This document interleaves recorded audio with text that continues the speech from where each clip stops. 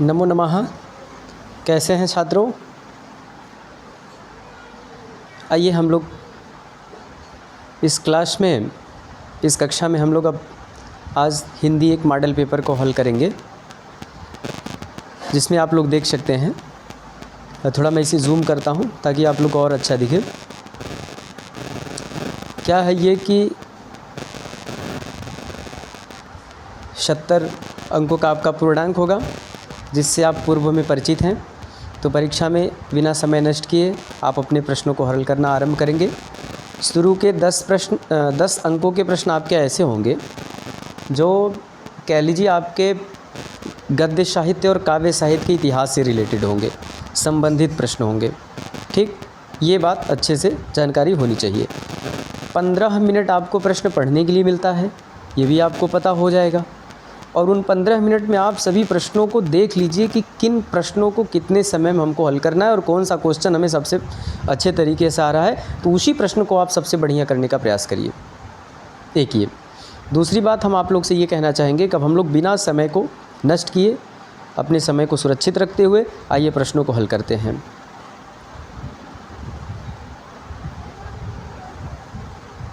तो जैसा कि आप स्क्रीन पे देख सकते हैं, पहला प्रश्न है आपका, निम्नलिखित कृतियों में से किन्हीं दो के लेखकों के नाम लिखना है ना। कुछ ऐसी रचनाएं आपको मिल सकती हैं, जैसे बाणभट्ट की आत्मकथा किसकी रचना है? हजारी प्रसाद द्विवेदी की है। पंचपात्र किसकी रचना है? सच्चिदानंद हीरानंद वात्स्यायन जी की है। आवारा मसीहा किसकी रचना है? विष्णु प्रभाकर की है। सेवासदन मुंशी प्रेमचंद की। तो कहने का तात्पर्य ये है कि यहाँ से आप ये देखेंगे कि अगर पूछे आपसे 2 क्वेश्चन, लेकिन जब हम मॉडल पेपर हल कर रहे हो उस टाइम पे हमको कम से कम सारे प्रश्नों के उत्तर आने चाहिए। ये नहीं कि 4 विकल्प है, उसमें से हमने 2 कर लिया तो हमने बहुत कर लिया, है ना। ऐसा नहीं, चारों आना चाहिए। चलिए अगला प्रश्न की तरफ हम लोग बढ़ते हैं। निम्नलिखित कथनों में से कोई एक कथन सही है, उसे पहचान कर लिखना है। मान लीजिए हमको पहला ऑप्शन मिल गया, मैला आंचल के लेखक फणीश्वरनाथ रेणु हैं, कर लेंगे। लेकिन नीचे के प्रश्नों को भी जानना है, अगर उसका उत्तर सही नहीं है तो क्यों नहीं सही है, या उसका सही आंसर क्या होगा। इंद्रजाल जयशंकर प्रसाद का नाटक है? नहीं है। जयशंकर प्रसाद की रचना, कहानी है, नाटक नहीं है। ठूठा आम के लेखक जयप्रकाश भारती, ये तो गलत है। कनुप्रिया धर्मवीर भारती का प्रसिद्ध उपन्यास, ये भी गलत है। तो पहला ऑप्शन आपका सही हो जाए, इसे आप लोग सही कर लेंगे बिना किसी संशय के, इसे आप लोग सही कर लेंगे। ठीक है, चलिए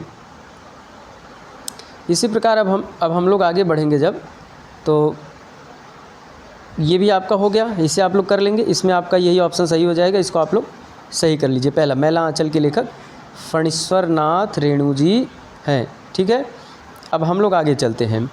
अगला प्रश्न है, हिंदी गद्य की 2 विधाओं का नाम लिखना है। हिंदी गद्य की 2 विधाओं का नाम लिखना है। 2 विधाएँ कौन कौन सी हैं? देखिए, लगभग आपको संपूर्ण विधाओं का नाम यहाँ नहीं देना है, सिर्फ 2 पूछा है तो आप लिख देंगे, बड़े आसानी से लिख देंगे। कहानी, उपन्यास, निबंध, रेखा चित्र, संस्मरण, यात्रावृत्त, रिपोस्तार, डायरी, कुछ भी लिख सकते हैं, कोई समस्या नहीं है ना, कर सकते हैं इसको। कोई 2 विधा पूछा है तो कोई भी आप 2 विधा का नाम दे सकते हैं। यहाँ पर ये आपका हो जाएगा। शुक्ल युग के 2 प्रमुख कहानीकारों के नाम लिखिए। यहाँ पर क्या करेंगे आप, जैसे अब शुक्ल युग के 2 कहानीकार, आप कोई भी कहानियाँ पूछा है, हाँ, तो कहानीकार या कहानियाँ कोई भी प्रश्न पूछे आप इसको कर सकते हैं। शुक्ल युग में जैसे मान लीजिए आपके जो कवि रहे हैं, जो लेखक रहे हैं, जिन्होंने रचनाएं की हैं, प्रसाद जी को ले लीजिए, जो है प्रेमचंद जी को ले लीजिए, और इसके अलावा बहुत सारे लोग हैं जिन्होंने रचनाएं की हैं, तो उसको आप वहाँ से उनकी रचना लिख देंगे तो ये आपका ये क्वेश्चन सही हो जाएगा, मान्य हो जाएगा। सरस्वती पत्रिका के संपादक का नाम लिखना है। ये कौन है? सरस्वती पत्रिका के संपादक हैं आचार्य महावीर प्रसाद द्विवेदी जी हैं। अच्छे से इसको याद रखिएगा, है ना। चलिए हम लोग आगे चलते हैं, अगले प्रश्न की तरफ बढ़ते हैं। अगला प्रश्न आपका है, अब ये काव्य से है, 5 प्रश्न वहाँ हो गया, याद रखिएगा। गद्य से 5 ही प्रश्न होंगे। कौन से युग की क्या विशेषता है, कौन सी युग की क्या रचना है, किस रचना की रचनाकार कौन है, ये इसी टाइप के कुछ प्रश्न आपके बनते हैं। यहाँ आपके कुछ इसी टाइप के बनेंगे, जो है जैसे आप यहाँ देख सकते हैं, आंगन के पार द्वार काव्य से हम लोग कर रहे थे, तो इसको हम लोग को ऊपर करना चाहिए। हाँ चलिए अब हम लोग देखते हैं, एक सेकेंड रुक जाइएगा। चलिए, तो दूसरा प्रश्न है, छायावाद युग की किन्हीं दो प्रमुख प्रवृत्तियों का उल्लेख करिए। छायावाद की प्रवृत्तियाँ पूछा है, इसका मतलब शुक्ल युग की प्रवृत्तियाँ पूछा है। छायावाद को शुक्ल युग भी कहते हैं, इतनी बात याद रखिए। पहले युगों के बारे में इतना तो आप जानिए। भारतेंदु युग के कौन है? भारतेंदु हरिश्चंद्र हैं, प्रमुख हैं, जनक हैं। द्विवेदी युग के आचार्य महाप्रसाद द्विवेदी जी हैं, है ना। इसी प्रकार से छायावाद है, छायावाद को हम लोग क्या कहते हैं? शुक्ल युग कहते हैं। शुक्ल युग को के बाद शुक्लोत्तर युग चलता है, जिसको छायावादोत्तर कहते हैं। इनका नामकरण तो कम से कम जानकारी होनी चाहिए। छायावाद की दो प्रवृत्तियाँ कोई भी लिख सकते हैं आप।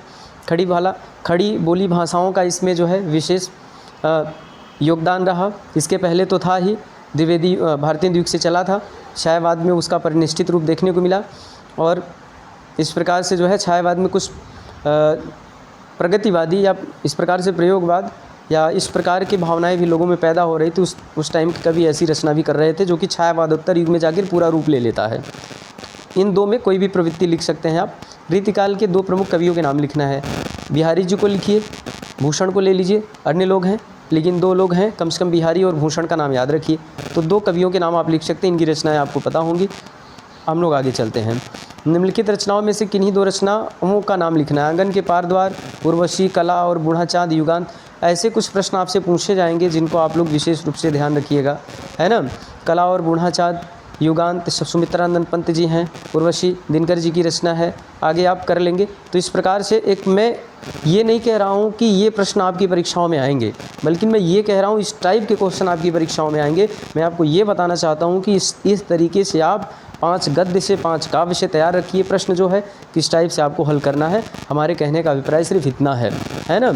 ये कतई नहीं है कि आप यही प्रश्न तैयार करके जाइए तो आपका, हाँ ये है कि इन प्रश्नों को देखने से आपको काफ़ी ज़्यादा सफलता अवश्य मिलेगी। उसके अलावा आप जो तैयारी कर रहे हैं बेस्ट, अच्छा से अच्छा तैयारी आप अपनी बना के रखें।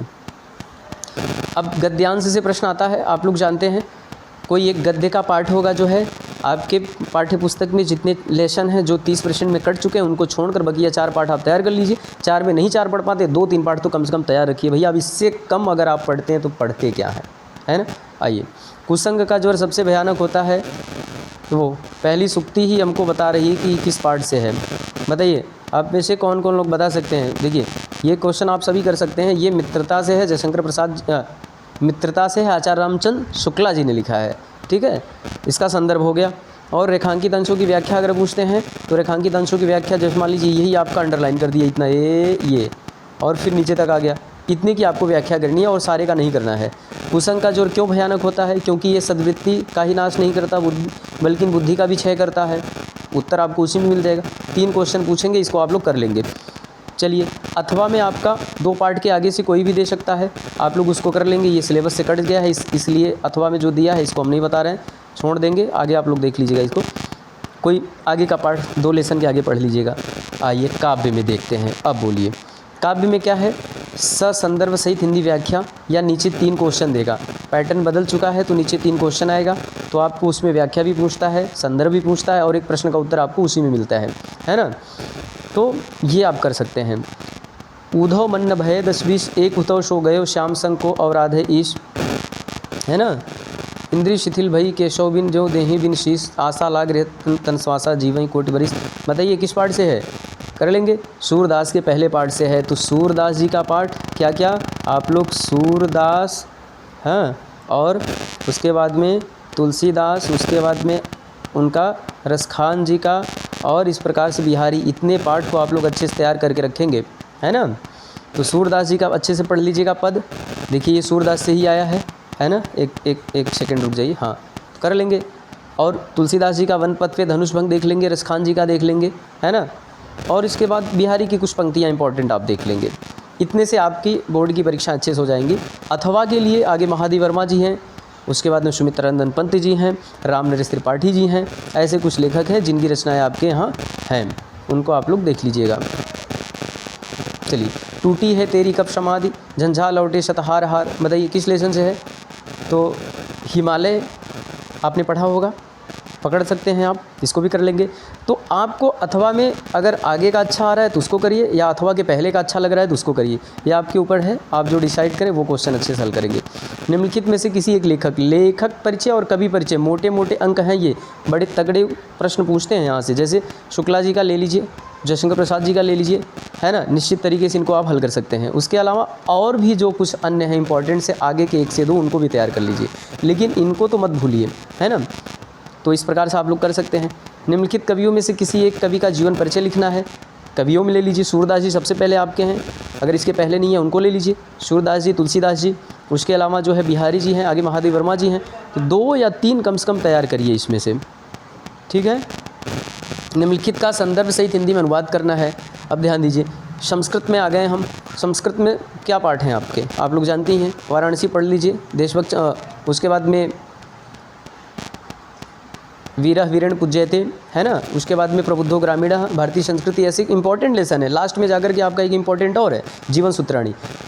गद्य के लिए अथवा में देता है, चाहे गद्य करिए चाहे काव्य करिए। तो गद्य के लिए आप देख सकते हैं जो है वाराणसी देख सकते हैं, है ना, प्रबुद्धो ग्रामीणः देख सकते हैं, और वीरः वीरेण पूज्यते देख सकते हैं। इन सबको आप अच्छे से पढ़ लीजिएगा, कहीं से कोई छूटे नहीं। अब देखिए, प्रबुद्धो ग्रामीणः से ही दिया है, इसको जो है प्रस्तुत पंक्ति गद्य खंड हमारी पाठ्य पुस्तक प्रबुद्धो ग्रामीणः से ली गई है, इसको आप कर सकते हैं, इसमें कोई डाउट नहीं है, ठीक है। तो इसको आप कर लेंगे। संस्कृत से प्रबुद्धो ग्रामीणः से है। अथवा में आपका जो यहाँ नितराम नीचो स्मृति त्वम खेदम कूप, ये तो सिलेबस से कट चुका है, अन्योक्ति विलासः वाला पाठ है, तो छोड़िए। यहाँ से अगर नहीं करते हैं तो आप आगे से जीवन सूत्राणी पढ़ लीजिएगा, वहाँ से प्रश्न पूछता है।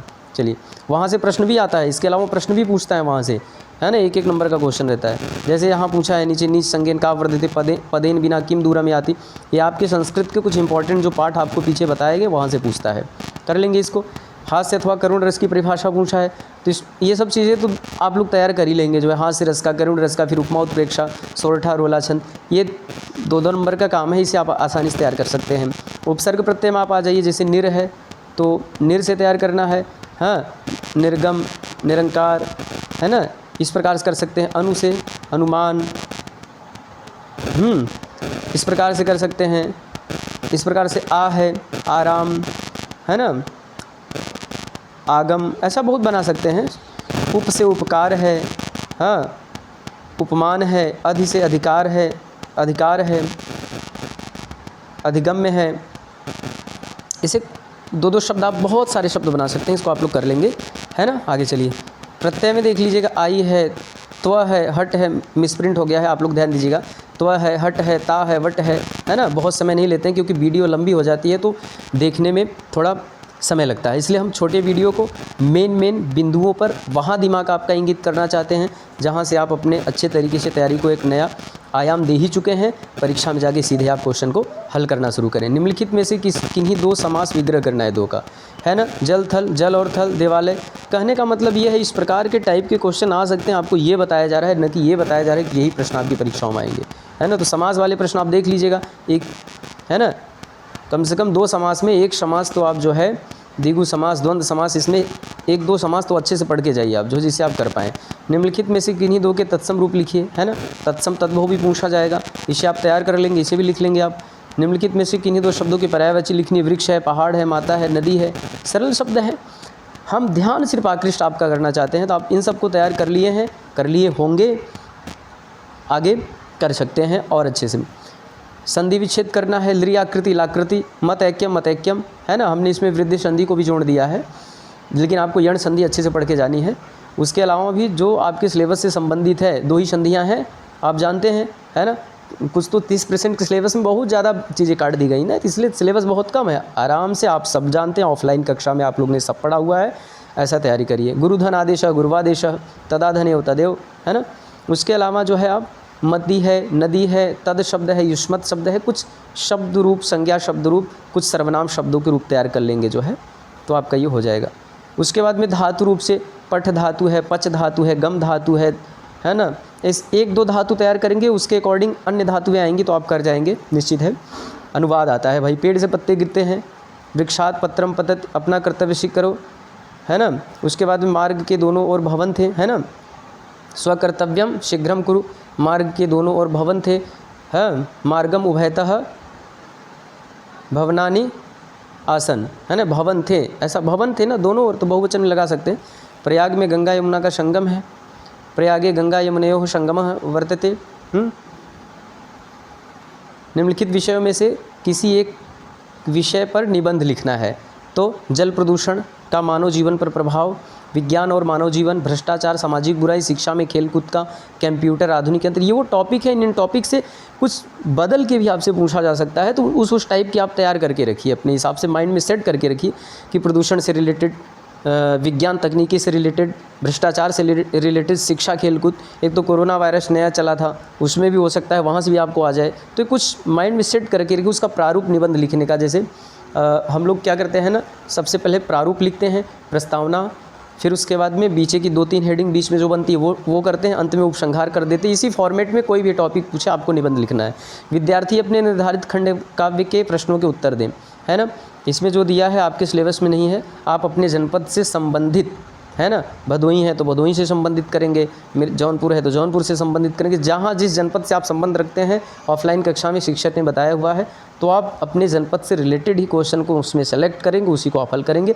कुछ प्रश्न और भी हैं जो परीक्षाओं में आते हैं, हो सकता है यहाँ नहीं दिए गए हैं, है ना, तो उन प्रश्नों को आप अपने मन से देख लेंगे और अपनी पूरी ओवरऑल कह सकते हैं अच्छे से तैयारी करेंगे। बहुत बहुत शुभकामनाएं, आप सभी को धन्यवाद।